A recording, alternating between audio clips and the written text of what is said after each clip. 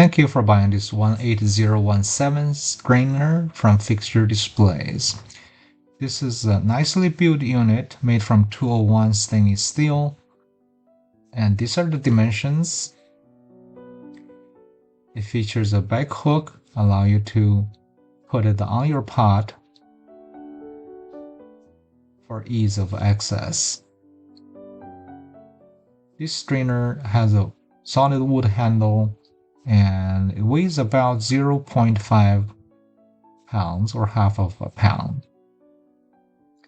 If you have any questions, feel free to email us cs@fixturedisplays.com. I hope you enjoyed this video.